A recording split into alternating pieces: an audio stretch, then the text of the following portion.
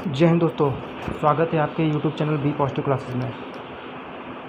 सबसे पहले उन देश के सपूतों को याद हमें करना चाहिए जो देश के सपूत अपने देश की रक्षा के लिए अपने परिवारजन को अनदेखा करते हुए अपना प्राण त्याग दे रहे हैं हम लोग की रक्षा के लिए।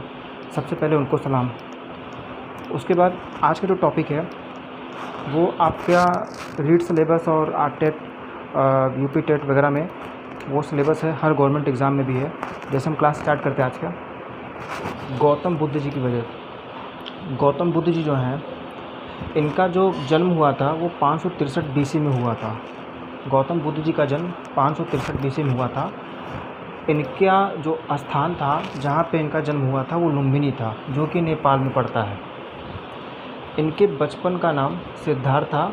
ये यूपी टेट में आ चुका है कि गौतम बुद्ध जी के बचपन का नाम क्या था। इनका जो नामकरण किया था, जैसे अपने यहाँ क्या है कि जैसे कोई पैदा हुआ उसके लिए अपने पुरोहित जी को बुलाया जाता है, पंडित जी को बुलाया जाता है कि बच्चे का नामकरण किया जाए।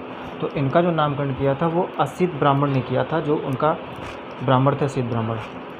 अब जो इनका कुल था वो सांग कुल था। इनकी जाति जो थी वो क्षत्रिय थे।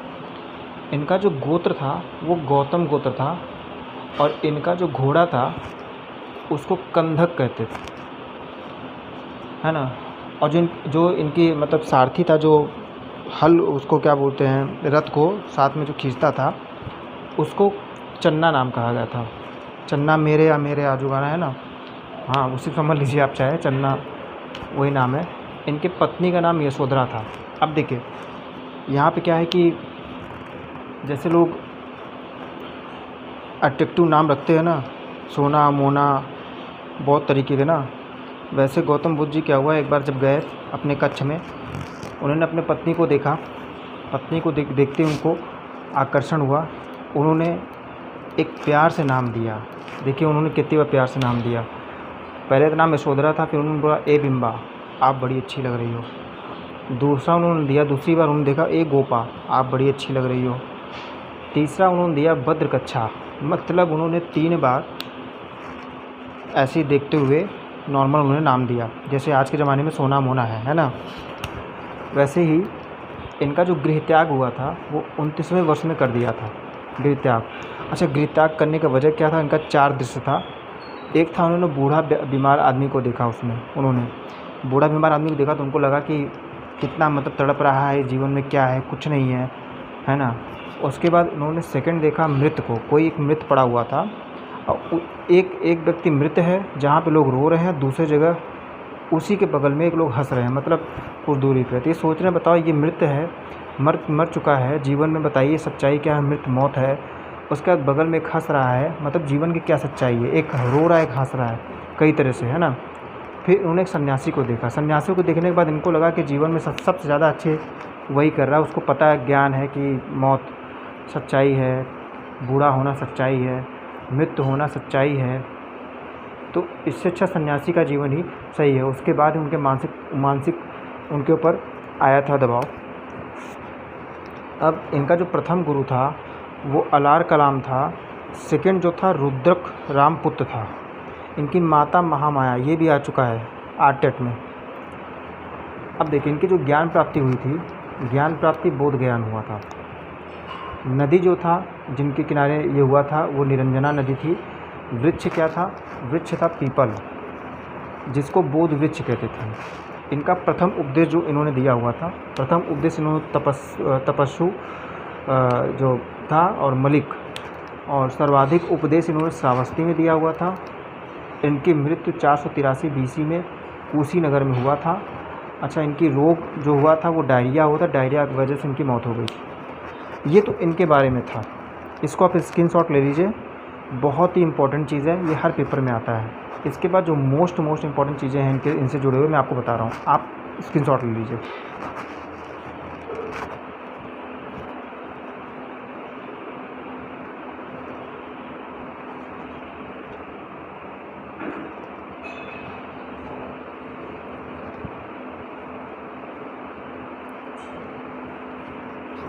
उम्मीद है आप लोगों ने स्क्रीनशॉट ले लिया होगा।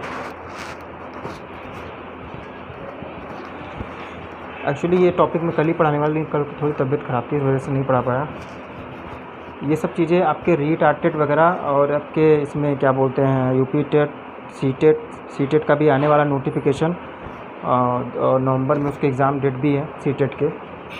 आपका सुपर टेट का भी एग्ज़ाम है, सुपर टेट का भी है ना।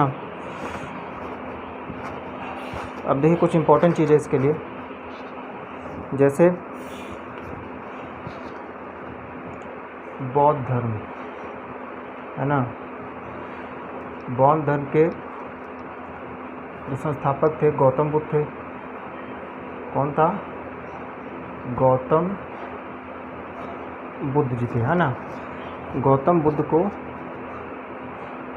लाइट ऑफ एशिया भी कहा जाता था, लाइट ऑफ एशिया भी कहा जाता था। ये वेरी इंपॉर्टेंट है, ये कई बार पेपर में पूछ चुका है कि लाइट ऑफ एशिया किसको किन्हें कहा जाता है, किन्हें नाम पे पुकारा जाता था, है ना। जैसे इनके और नाम भी थे, एक नाम था, एक आया था, ये इसमें आया था पीसेस में, अकलोकतेश्वर, एक ये नाम था, एक नाम था क्या? अकलोकतेश्वर। एक पद्मपाणि था, पद्मपाणि था, अकलोकतेश्वर, पद्मपाणि, और इनका जो एक और नाम था मंजूश्री, जो इम्पोर्टेंट मैं आपको बता रहा हूँ, मंजूश्री। ये सब आ चुके हैं पेपर में, अकलोकतेश्वर, पद्मपाणि, मंजूश्री। अब बौद्ध धर्म का आधार क्या था, ये भी बेहद इम्पोर्टेंट है ना। इधर लिख देते हैं, बौद्ध धर्म के आधार। जैसे किसी भी चीज़ के लिए कोई मतलब करने जाइए तो उसका एक आधार होता है ना, कोई भी काम करने के लिए। जैसे दुख एक था, दुख, फिर था दुख समुदाय, है ना, एक था दुख समुदाय, तीसरा था दुख निरोध, है ना, और जो चौथा था दुख निरोध गामिनी, मतलब दुख को दूर करने का रास्ता। पहला था बौद्ध धर्म के आधार, पहला दुख था, दूसरा दुख समुदाय था, तीसरा दुख निरोध था, चौथा दुख निरोध गामिनी था, मतलब दुख को दूर करने का रास्ता।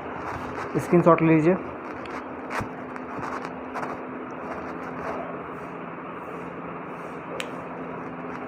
अब देखिए जो इम्पोर्टेंट चीज़ है, और चीज़ बताता हूँ मैं आपको। लाइट ऑफ एशिया वाला कई सारे एग्ज़ाम में आ चुका है।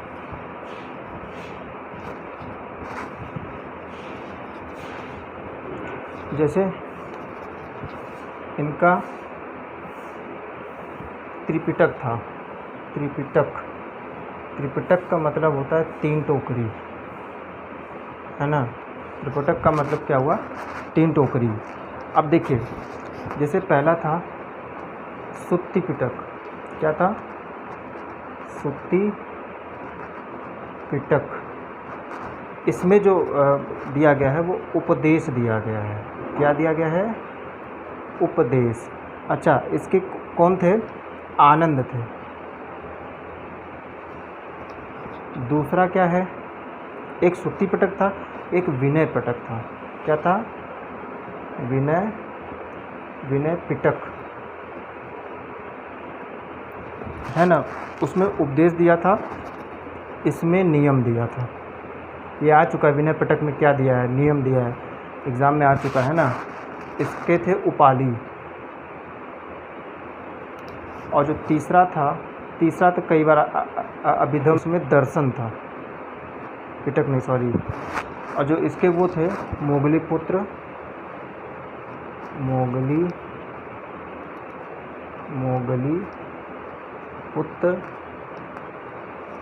मोगलीपुत्तिस्म था। ये बहुत इंपॉर्टेंट, सुत्ति पिटक, विनय पिटक, अभिधम, ये आ चुके हैं कई बार पेपर में। और त्रिरत्न, सबसे इम्पोर्टेंट चीज़ है त्रिरत्न। त्रिरत्न में बुद्ध है ना, पहला बुद्ध था, संघ, तीसरा धम्म, ये आ चुका है। ये तीनों दिया हुआ था, एक और एक्स्ट्रा दिया हुआ था, पूछे थे इसमें से कौन सा गलत है। त्रिरत्न में इम्पोर्टेंट चीज़ है, स्क्रीनशॉट ले लीजिए अगर लेना हो तो।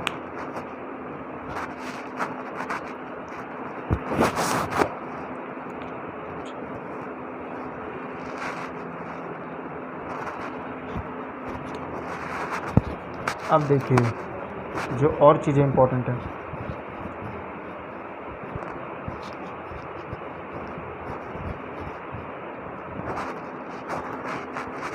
अष्टांगिनी मार्ग,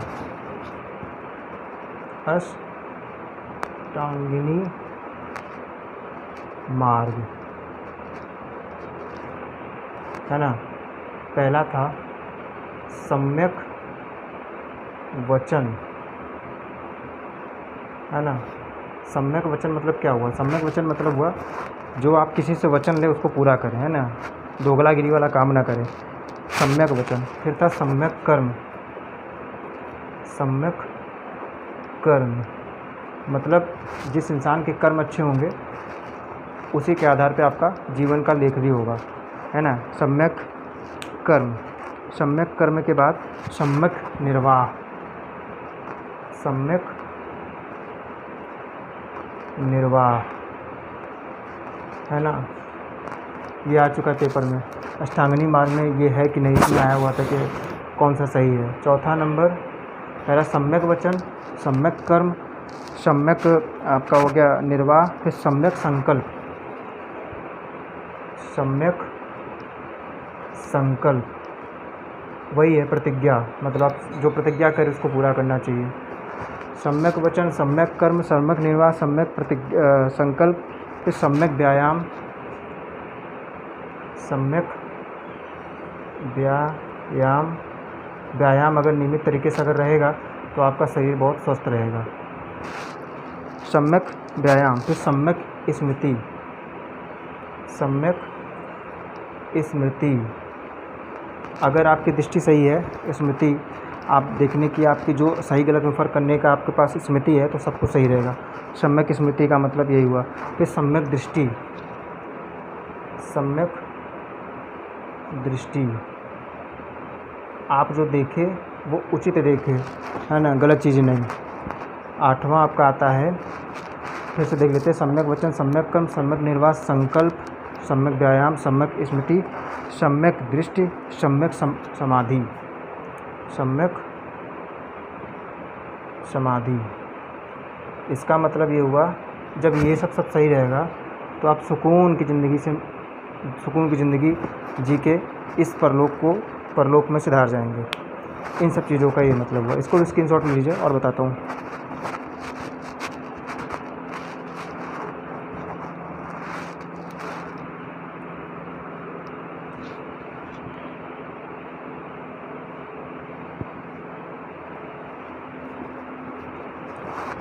अब देखिए जो मोस्ट इम्पॉर्टेंट चीज़ है, ये सब टोटली आ चुके हैं पेपर में, इग्नोर मत कीजिएगा, है ना। ये हो गया।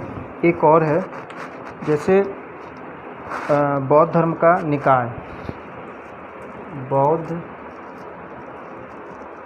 धर्म का निकाय, है ना, बौद्ध धर्म का निकाय। पहला था अंगुत्तर निकाय, अंगुत्तर निकाय, है ना, अंगुत्तर निकाय। मध्यम निकाय, मध्यम निकाय, है ना। पहला अंगुत्तर निकाय, दूसरा मध्यम निकाय, फिर संयुक्त, फिर दीर्घ, है ना, संयुक्त हुआ, दीर्घ हुआ, दीर्घ के बाद एक लास्ट है खुद्दक। लास्ट क्या है? खुद्दक, ये सब आ चुके हैं कई बार पेपर में। इसमें पूछा था निकाय, इसमें निकाय मतलब कौन सा सही है। इसमें कई सारे ऑप्शन देते हैं, बोलते हैं इसमें से कौन सा सही है। मज्जिम दे देगा, उत्तर दे देगा, पूछेगा इसमें से कौन सा सही है। तो ठीक है, फिर आज का जो टॉपिक था वो आपका टॉपिक था बौद्ध धर्म। बौद्ध धर्म के बाद आपको पॉलिटिक्स के भी कुछ टॉपिक जो इम्पोर्टेंट होंगे आपको बीच बीच में मिलते रहेंगे। और जो चीज़ें पढ़ाया जा रहा है बहुत इंपॉर्टेंट चीज़ें हैं, जो चीज़ें पढ़ाया जा रहा है बहुत इंपॉर्टेंट चीज़ें हैं। फिर से उसी मुहिम के साथ, जो एक मुहिम हम लोगों ने कल छेड़ा था कि कोई भी भूखा नहीं रह पाए, अपनी तरफ से। जैसे एक कल बकलोल ने फ़ोन मतलब मैसेज किया व्हाट्सएप पे, उसने बोला सर ये बताइए मेरे पास जॉब नहीं है, मेरे पास कुछ नहीं, मैं कैसे दान कर सकता हूँ। अरे भैया तू है ना, हम ये नहीं कह रहे कि तुम खुद ही गड़बड़ हो, तुम जाके तुम दान करो। मैंने ऐसे लोगों को नहीं कहा है, मैंने ऐसे लोगों को कहा है जो कि आज इस समय हेल्प कर रहे हैं और जो हेल्प कर सकते हैं, जिनकी इच्छा है वो कर सकते हैं। जैसे प्रयागराज में आप देख लीजिए, कई सारे ऐसे लोग हैं। आपके कानपुर में देख लीजिए, जो भी रास्ते से जो मज़दूर दूर जा रहे हैं, दूर दूर से आ रहे हैं, उनको पानी पिलाना, खाना खिलाना, बीच बीच रास्ते में रोक रोक के, बहुत सारी चीज़ें हैं, है ना। आप ये सोचिए प्रयागराज की धरती पे हैं आप, यहाँ पे जब मेला होता है ना तो लाखों लाखों रुपए का लोग सड़क पे ही लोग आने जाने वाले लोगों को पुण्य काम में पैसा खर्च कर देते हैं। तो यहाँ पे तो मान के चलिए कोरोना काल में तो और सारी दिक्कतें हैं, तो उसमें तो लोग हेल्प कर ही रहे हैं, है ना। अब तुमको नहीं कर दिए मैं कि हम तुम भीख मांग के, तुम खुद ही भीख मांगो, तुम खुद ही दो, ऐसे थोड़ी ना करें हम। एक से बढ़ के एक आदमी है, ठीक है। और हमको लग रहा है कि आप लोग को बहुत अच्छा लग रहा होगा मेरी क्लासेस, आगे की जो चीज़ें होती हैं। और एक बार फिर से ये कहूँगा कि उन शहीदों को ज़रूर याद किया करिए जो कि देश के लिए कुछ करके जा रहे हैं, जिनकी घर का घर लूट जा रहा है एक व्यक्ति के मौत होने के बाद, अपने देश की सीमा पे लड़ते लड़ते मर जा रहे हैं, उनके लिए ही सब कुछ है। ठीक है, फिर अच्छे रहिए, मस्त रहिए, तैयारी करते रहिए और सब्सक्राइब और लाइक ज़रूर किया करिए, उससे आपका ही फ़ायदा है सब्सक्राइब लाइक से। ठीक है, फिर मस्त रहिए। जय हिंद, जय भारत, वंदे मातरम।